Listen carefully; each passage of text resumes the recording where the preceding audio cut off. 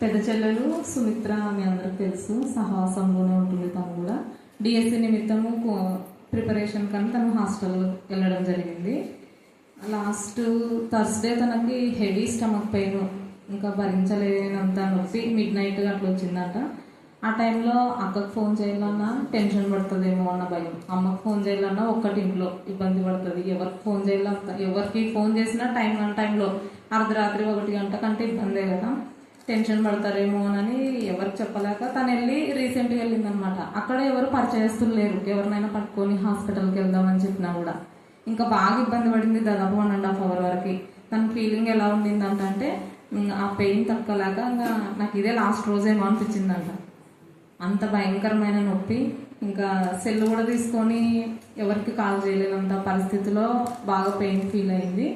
ఇంకా ఏం చేయాలో అర్థం కాక దేవా నువ్వే, ఇంకా తెల్లగా ఇంతవరకు నువ్వే దిక్కు అనుకొని ఆ బైబిల్ పొట్ట పైన పెట్టుకొని పడుకునిందంట. ఇంకా ఒక 1/2 hourకి తను నిద్రలోకి జారుకుంది. దాదాపు 8 o'clock లేచిందంట. అందరూ 5:30కే ఎవ్రీడే 5:30కే లేసే తను ఇంకా అట్లా బైబిల్ పెట్టుకొని పడుకునేసరికి దేవుడు మంచి నిద్రను అనుగ్రహించినాడు. మరుసటి రోజు పొద్దున్నే మార్నింగే లేచింది నాకు ఫోన్ చేసింది, అక్క ఇట్లా సాక్ష్యంని షేర్ చేసుకో కరుణాపీఠం మినిస్ట్రీలో స్త్రీల సమాజంలో అని చెప్పి. దేవుడు ఆ బిడ్డ జీవితంలో చేసిన అద్భుత కార్యాన్ని బట్టి దేవాలయ దేవునికి వందనాలు. ప్రార్థించిన అక్కగారికి మీ అందరికీ మా కుటుంబం తరపున వందనాలు చెల్లిస్తున్నాము. సకల సృష్టికర్త, సకల ఆశీర్వాదములకు పాల్గొతున్న దేవుడు ప్రతి ప్రార్థనకు మీరు జవాబిస్తున్నారు. ఇంతవరకు పాడని వాళ్ళతో పాడిస్తున్నారు, ప్రార్థన చేయని బిడ్డలు చక్కగా ప్రార్థన చేస్తున్నారు. మహిళని దేవా నా ప్రభా మీ ఆత్మతో శక్తితో మీరు తాకిన విధానం బట్టి, అలాగే శీలను మీ ఆత్మతో శక్తితో తాకిన విధానం బట్టి మేము స్తుతిస్తున్నాం. ఎంతవరకు వాక్యం చెప్పని ధైర్యం చెప్పగలిగింది. ఇప్పుడు అన్నమని మీరు రివైవల్ చేస్తున్నారు. మొదటిగా నీ బిడ్డ నిలబడిపోతుంది. ప్రభా మీ జ్ఞానాత్మతో నింపుతున్నారో మీకు వందనాలు చెల్లిస్తున్నాం.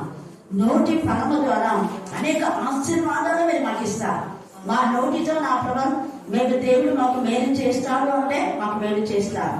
దేవుడు ఏం చేశాడు అంటే ఏం చేయడు. ప్రభా అపనమ్మకం, అవిశ్వాసం ఏ సమయంలో గమనించాలని ప్రార్థిస్తున్నాను. మేము విశ్వాసంగా పలకడానికి మాకు నేర్పించండి. మా దగ్గర ఉన్నవని చెప్పడానికి, ఉన్నవి లేవని చెప్పినప్పుడు లేకుండానే పోతాయి. ప్రభా సత్యం చెప్పి నా ప్రభ నా తండ్రి మేము సత్యము ద్వారా సర్వ సత్యంలోకి నడిపించబడి అనేక మేలుగా పొందుకోవడానికి మీకు కృపాసహాయం దయచేయాలన్నా. యథార్థంగా ఉండుటయే నోటి ఫలము మీరు సెలవించేందుకు మేము స్తుతిస్తున్నాం. ప్రత్యేకంగా ఈ రోజు నా ప్రభా హింసి మనము దీవించి పూర్ణ ఆరోగ్యం దయచేసి డిశ్చార్జ్ అయినందుకు మీకు ఎంత స్తుతించాము కూడా తక్కువే ప్రభా. స్తోత్రం. అలాగే ప్రశాంతి కూడా డిశ్చార్జ్ అయిందని విన్నాము. అందుకు మీకు వందనాలు స్తోత్రం చెల్లించుకుంటున్నాం. దేవాలయానికి ఇచ్చిన పాపను బట్టి కూడా నేను స్తుతిస్తున్నాం. ముఖ్యంగా బిడ్డలు నా ప్రభా 7 గంటలకే ఎంత ఇదిగా నా ప్రభా నా తల్లి ఆసక్తితో వస్తున్నట్టు మహిళని బట్టి నా తల్లి, మరి మిగతా వైష్ణవుని బట్టి నా ప్రభా నా తల్లి సూర్యపును బట్టి ప్రత్యేకంగా మీకు వందనాలు చెల్లిస్తూ ఆవిడ మీ ఆత్మతో శక్తితో మీరు నింపి ఇప్పుడు నడిపించడానికి వసతులు బట్టి మేము స్తుతిస్తూ యేసు నామమున ప్రార్థిస్తున్నాం తండ్రి. ఆమేన్, ఆమేన్, ఆమేన్. వాక్యోపదేశం సామెతల గ్రంథం 18వ అధ్యాయం 21వ వచనం. జీవ మరణం నాలుక వశము, దాని ఫలము ప్రీతిపరచువాడు దాని ఫలము తిందురు. దేవుని నామముకు స్తోత్రములు. నాలుక గురించి మాట్లాడుకుందాం. జీవ మరణం నాలుక వశము అంటే మన నాలుక చాలా భయంకరమైనది. ఈ నాలుక తోటిగా మనము చెడు మాట్లాడతాం, మంచి మాట్లాడతాము. ఈ నాలుక ద్వారా ఏదైనా మాట్లాడతాము, ఉన్నది లేనట్టు మాట్లాడతాము, లేనిది ఉన్నట్టు మాట్లాడతాము. ఈ నాలుక ద్వారానే మనము కొన్ని అబద్ధం కూడా మాట్లాడతాము. సంతోషం ఉన్నప్పుడు ఒకలా మాట్లాడతాము, బాధ వచ్చినప్పుడు ఒకలాగా మాట్లాడతాము. సంతోషం ఉన్నప్పుడు అసలు దేవుడే అవసరం లేదు మనకి, మన ఇష్టం అది, ఇంకా ఏమైనా చేస్తారు. బాధ వచ్చినప్పుడు దేవుడు నాకే పెట్టినాడు ఆ బాధలన్నీ, చూడు పక్క ఇంటి వాళ్ళు ఎలా ఉండరు, వాళ్ళు సంతోషంగా ఉండరు, నాకే వచ్చింది బాధ అని దేవుడి మీద బాధపడతాము. నేను చర్చికి వెళ్తాను, పాటలు పాడతాను, ప్రార్థన చేస్తాను, కానీ దేవుడు నాకే శ్రమలు పెట్టినాడని మనం ఎన్నోసార్లు బాధపడతాము. అలా కాకుండా మనం బైబిల్ గ్రంథంలో నుంచి యోబు మనకి అందరికి తెలుసు కదా, ఏబును గుర్తు చేసుకోవాలా. ఏబు సంతోషం ఉన్నప్పుడు దేవుని స్తుతించాడు, అన్ని బాధ వచ్చినప్పుడు దేవుని స్తుతించాడు. ఎన్ని బాధలు వచ్చినా కూడా ఆయన దేవుని మర్చిపోలేదు, ఆయన సన్నిధిని విడవలేదు. ఆయన విశ్వాసము కలిగి ఆయన సన్నిధిలో ఆయనను స్తుతించాడు. దేవుని నామం స్తోత్రములు. అన్ని పోగొట్టుకున్నా కూడా దేవుని స్తుతించాడు. అలాగే అన్ని పోగొట్టుకున్నాడు. ఏబు మళ్ళా పోగొట్టుకున్నవన్నీ వస్తాదని అనుకోలేదు. ఆయన విశ్వాసమును బట్టి, ఆయన యథార్థతను బట్టి దేవుడు రెండంతలుగా ఏబుకి ఇచ్చాడు. అదేవిధంగా రెండో మాట కూడా జ్ఞాపకం చేసుకుంటున్నాను. యాకోబు రాసిన పత్రిక 3వ అధ్యాయము 6వ వచనం చదవవలసిన వారు చదవమని ప్రార్థిస్తున్నాం. యాకోబు రాసిన పత్రిక 4 అగ్నియే మన అవయవంలో ఉంచబడిన పాపకాంచమే. 4 అగ్ని అంట. ఇక్కడ చూడండి ఎంత భయంకరమైనది. 4 అగ్ని.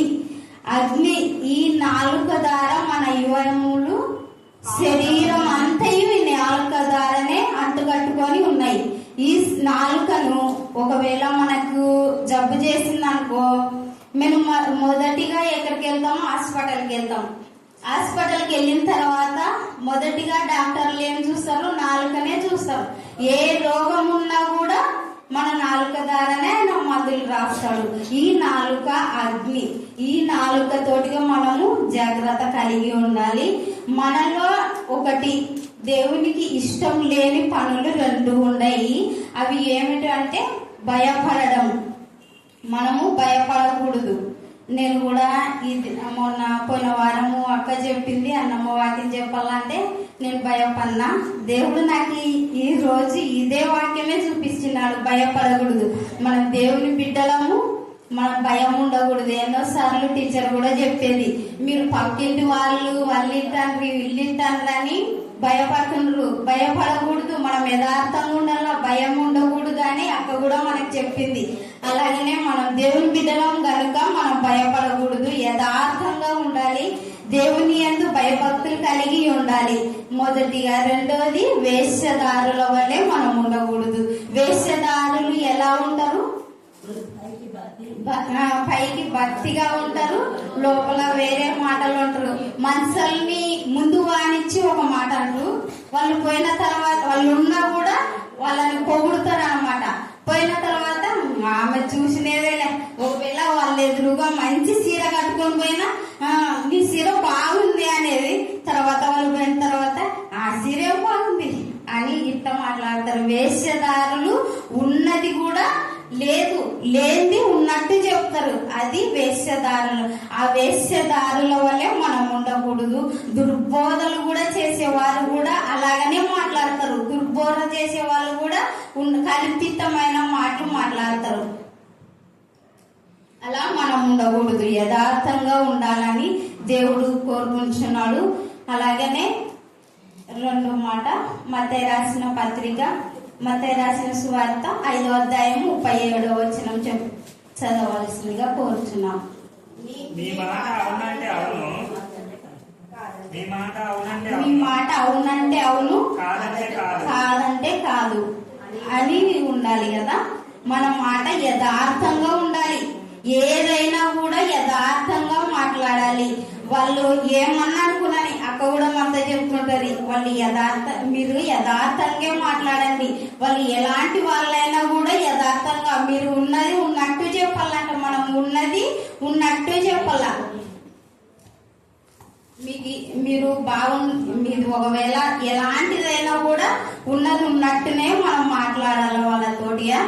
మనం కల్పితమైన మాటలు మాట్లాడకూడదు. మనం అందరం యేసయ్య రక్తంలో కడగబడిన వారం కాబట్టి వాళ్ళను మంచిగా మాట్లాడాలని దేవుడు కోరుచున్నాడు. 5వ మాట కూడా చదవలసిందిగా కోరుచున్నాను. ఎఫెసీయులకు రాసిన పత్రిక 4వ అధ్యాయం 25వ వచనం. ఎఫెసీయులకు రాసిన పత్రిక. మనము ఒకరికొకరము అవయవములై ఉన్నాము కనుక మీరు అబద్ధం ఆడుట మాని ప్రతి వాడును తన పొరుగు వారితో సత్యమే మాట్లాడాలని దేవుడు కోరుచున్నాడు. చూడండి, మనం ఎవరు ఒకరికొకరము యేసయ్య రక్తంలో కడగబడిన వారము, యేసయ్య రక్తం శరీరంలో ఉన్న వాళ్ళము, ఒకటే శరీరము ఒకటే రక్తము కనుక మనము ఒకరికొకరము అవయవముల వలె ఉండాలి. మనము సత్యమే మాట్లాడాలంట. సత్యమే అంటే మన నోటి నుంచి విత్తనాలు చల్లుతాము. ఏదైనా కూడా మనము సత్యమే మాట్లాడాలి కదా. మనము నోటి నుంచి విత్తనాలు ఇప్పుతాము. అది చెడైనా సరే మంచి అయినా సరే మన సహోదరులతో మనము సత్యమే మాట్లాడాలంట. దీవించే మాటలు మాట్లాడాలి. మనం దూషించే మాటలు మాట్లాడకూడదు. దీవించే వారిగా ఉండాలి. మనం సహోదరులతో మీకు సమాధానము కలుగును గాక, మిమ్మల్ని దేవుడు దీవించును గాక, మీ ఇంటికి సమాధానము రావాలని దేవుడు మనతో మాట్లాడుతున్నాడు. అలాగే ఈ దినము దేవుడు నాకు తెలియపరిచి ఉన్నది, యథార్థంగా ఉండాలి, భయపడరాదు, వేశ్యదారుల వలె మనం ఉండకూడదని నాకు ఈ దేవుడు ఈ దినము నాకు చూపించిన వాక్యము. దేవుడి నామం స్తోత్రములు. ఈ చిన్ని మాటలు దేవుడు దీవించిన గాక. ఏమన్నా తప్పులుంటే క్షమించమని కోరుచున్నాను. ఆమేన్, ఆమేన్, ఆమేన్. అనేది ఎప్పుడు అవును, ఇలా ఉన్నట్టుగానే మాట్లాడాలి. ఇక్కడ అలా మాట్లాడితే అంట మత్తయి వార్త చాలా ప్రాముఖ్యమైన వచనం చెప్పిందా బాబా. మీరు కూడా ఇంటికి వెనక కంటెక్ట్ చేయండి. 5వ అధ్యాయము మత్తయి వార్త 37 దాకా చదివాడు. అది మన మాట ఎలా ఉండాలంట? అందరూ చెప్పండి, దేవా నా మాట అవునంటే అవును, కాదంటే కాదు అని ఉండవలేను. వీటికి మించున్నది దుష్టుని నుండి పుట్టున్నది. ఒక్కసారి ఆలోచించండి. నువ్వు ఈ రోజు ఇది చేస్తానని ఇది ఇస్తానని ఇవ్వకపోతే దుష్టుడు ఎక్కడుంటారు? దుష్టుడు వీళ్ళనే ఉంటారా? ఇంకా నరకంలో పోతారు. దుష్టుల ఆలోచన వాళ్ళు నరకానికి పోతారు. కాబట్టి మీరు దుష్టులుగా ఉండొద్దు. దావీదుకు చాలా ఎక్స్పీరియన్స్, అందుకని అదే బిగినింగే రాస్తాడు. దుష్టుల ఆలోచన చెప్పడం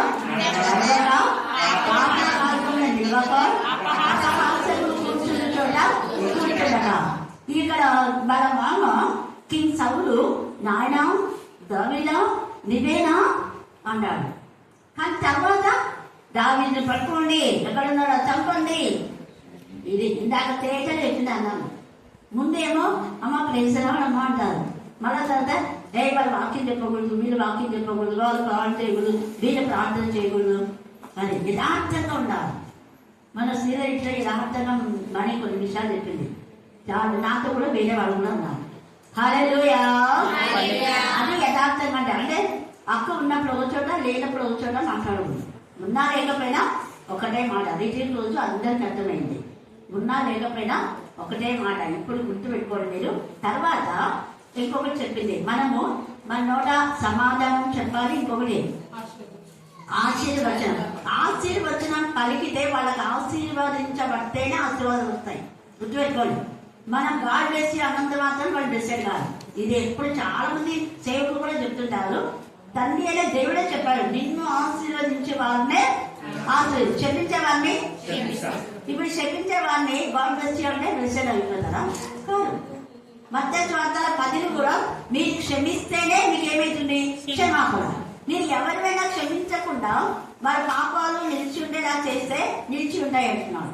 ఎందుకు? వాక్యాన్ని నిర్లక్ష్యం చేసి దైవ బిడ్డలు చేయించుకోకుండా దైవ బిడ్డల గురించి ఇంటి దగ్గర ఏమైనా ముట్టలు పెట్టినారనుకోండి, అప్పుడు ఆ దూరాలు చెప్తాయి. ఇంటి దగ్గరికి వచ్చి ఆశీర్వదించడానికి శిష్యులు పోయి మీ ఇంటికి శుభం కలుగునమా అంటే వెంటనే దూరాలు ప్రత్యుత్తరం ఇస్తాయి. మీరు వస్తున్నారని వీళ్ళకి తెలిసి వీళ్ళెందుకు వస్తున్నారు అది ఇది అని దైవ బిడ్డల గురించి వీళ్ళు అనుకుంటున్నారు అని చెప్పేటప్పుడు ఆ శుభము వాళ్ళ ఇంట్లోకి పోదు, వెనక్కి వచ్చేస్తారు. అర్థమైందా? అలాగా మనం చాలా ప్రతి వాక్యం ముందు వెనక చదువుకోవాలి, అర్థంతో చదువుకోవాలి. ఊళ్ళో చెప్పారు కదా అనడం కాదు. శాపం అన్నది మనుషుని నోటి నుండి వచ్చే శాపమే కాదు. అక్కడ దేవుని నుంచి వచ్చేదే తగుతాయి, దేవుని నుంచి వచ్చేదే బ్లెస్సడ్ అవుతాయి. అందుకనే సత్యం అంటున్నాడు. సత్యం అంటే బాగుండే వాళ్ళను బాగున్నారన్నాడు, బాగులేని వాళ్ళను మీ బతుకు సరిదిద్దుకోనాడు. అంతేగాని బాగులేని వాళ్ళు దేవుడిని దీవిస్తాడులే అంటే దీవిస్తాడు. తాగుబోతుల దగ్గర పోయి మీరు ఆ వాక్యంలో ఉంది, మీరు ఆశీర్వదించండి క్షమించొద్దండి అంటే తాగుబోతులను దేవుడు దీవించిందా అంటే బాగా దీవిస్తాడు, ఎవరు దీవిస్తున్నారు వాళ్ళు వస్తాను. ఎవరిని దీవించాలా? దొంగలు బాగా దొంగతనం చేసి వచ్చినా నేను అనేసి అమ్మ ప్రార్థన చేయమా ఆశీర్వదించంటే నాయన రేపు పోయి ఇంకా రేపు తీసుకుని ఆయన దేవుడిని దీవించుగాక దీవించబడతారా? కాపులు కొట్టేవాళ్ళు బాగా కాపులు పెట్టుకొని మేడం ప్రార్థన చేయంటే దేవా ఈ బిడ్డను ఆశీర్వదించంటే అప్ప ఆశీర్వాదించినారు, నాకు 4 కాపులు ఇంకా బాగా రాయాలంటే ఆడ కాపులు కొట్టడానికి ఆశీర్వాదమా? దేవుని మాట వ్యర్థంగా ఉచ్చరించకూడదండి. మననే చూస్తున్నాం కదా, నిర్గమం 20లో వ్యర్థంగా అంటే తప్పుల వాళ్ళకి దీవెనలు చెప్పకూడదు. గుర్తుపెట్టుకోండి. దిష్టి బంధం దీవిస్తారా ఎవరైనా? మీరు అందరూ దీవిస్తారా? తప్పే ఖండించాలి. మంచి వాళ్ళను శపించకూడదు, అది గుర్తు. నీతి మంత్రులే అనాలి, దుష్టులను అంతేగాని దుష్టులను కూడా మనం దీవించిన మంచి వాళ్ళే అంటే అది అబద్ధమా కాదు? మన దుష్టులని తెలిసినప్పుడు ఎలా దీవిస్తావు నువ్వు? దీవించాలి. దాని అర్థం ఏంటి, ఎవరిని చెప్పి అన్నాడు దేవుడు అనేది అన్నీ అర్థం చేసుకొని మనం మాట్లాడాలి. చక్కటి మాట చెప్పింది కాబట్టి మనం దుష్టులు కావద్దు. మన మాట అవునంటే అవును, కాదంటే చేస్తామంటే చేయాలి, లేదంటే చేయలేదు, అంతే. రెండే ఉండాలి. ఎన్నికలకు మొన్న అస్సలు నాకు ఏంటి టైడ్ అయిపోయినా, రాలని చెప్పే నోటి వరకు వచ్చింది. అయ్యి నేను ఇస్తానని చెప్పినాను కదా అని వెళ్ళిపోయాను. మళ్ళీ నిన్న సోమవారం కూడా వెళ్ళేది ఒక ప్రోగ్రాం, కానీ పోలేదు నేను. ఎందుకు అంటే అందుకే ముందే నేను చెప్తా వాళ్ళకు, వీలైతే అని చెప్తాను. అమ్మ వీలైతే ఇంతవరకు ఎవరు రామన్నారు, సండే రోజు ఎవరైనా ఒక్కరిద్దరు వచ్చినా నేను తీసుకొని వస్తానని చెప్పినా కానీ ఖచ్చితంగా సండే వస్తానని చెప్పాలి. ఆటో మాట్లాడడం పోయేటప్పుడు వస్తున్నాను చూడమ్మా అని చెప్పినాను. హల్లెలూయా హల్లెలూయా. ఎవరికైనా చెప్పేటప్పుడు అలా చెప్పండి. మన దగ్గర ఉండి కూడా లేదు అంటే లేకుండా పోతుంది. గుర్తుపెట్టుకోండి. నీ నోటి ఫలం చాలా ఇంపార్టెంట్. అది నోటి ఫలము అనేది అవటం అర్థం ఏంటంటే నువ్వు నోటి ద్వారా దేవుడు నన్ను దీవించాలంటే దీవెన కరంగానే ఉండాలి. ఇతరులకు దీవెన కరంగా లేకుండా దేవుడికి విరోధంగా మాట్లాడకూడదు. ఉండి కూడా లేదు అంటే నీకు లేకుండా పోతుంది. నువ్వు అంటున్నావు కదా నీ నోటితో లేదు అంటే దేవుడు ఇచ్చినాడు, దేవుడు ఇచ్చినా కూడా లేదు అనడం. కొంతమంది మొన్ననే అన్నది కదా, అదేంటి పొదుపు లక్ష్మి ఇచ్చినారు కదా చాలా మందికి. మరి పొదుపు లక్ష్మి ఇచ్చి కూడా లేవు అంటే అబద్ధం కదా? అది అబద్ధం కదా? లేవు అన్నారు, పొదుపు లక్ష్మి తీసుకోలేదా అన్న కూడా ఇంకా అయిపోయింది, నోరు మాట రావాలి. ఎప్పుడైతే లేవన్నానో అది దృష్టి అంతే. వాటి నుండి అసలు బ్లెస్సింగ్సే రావు. ఇవి గుర్తుపెట్టుకోండి. మనం యథార్థంగా ఉందాం. నీ నోటి ఫలం ద్వారా నువ్వు ఎప్పుడు దేవుడిని స్తుతించాలి. ముఖ్యంగా నోటి ఫలం అంటే ఎప్పుడు దేవుడిని స్తుతించాలి. ఎప్పుడు నాకు దేహంలో బాగోలేదు, నాకు రోగం అంటే రోగం, దేవుడు నన్ను స్వస్థపరిచినాడు అనే విశ్వాసం కంటే నీ స్వస్థత. పిల్లలు ఇందాక చెప్తున్నాను కదా, స్వస్థపరిచి యెహోవాను నేనే. నాకు బాగలేదబ్బా నేను రాలేనంటే బాగలేకుండా అవుతుంది, రాకుండా అవుతాను. ఎందుకు మరి రాలేదంటే రోగం వచ్చింది బాగా. ఎప్పుడు కూడా మనం యథార్థంగా మాట్లాడదాము, దేవుని ఆశీర్వాదం పొందుకున్నాం. దేవుడు ఆ బిడ్డని బహుగా ఆశీర్వదించుగాక. ఫస్ట్ టైం అయినా చక్కగా చెప్పింది, ఎక్కడ తప్పులేమి చెప్పలేదు. దేవునికి ఇస్తూ ఉంటాం.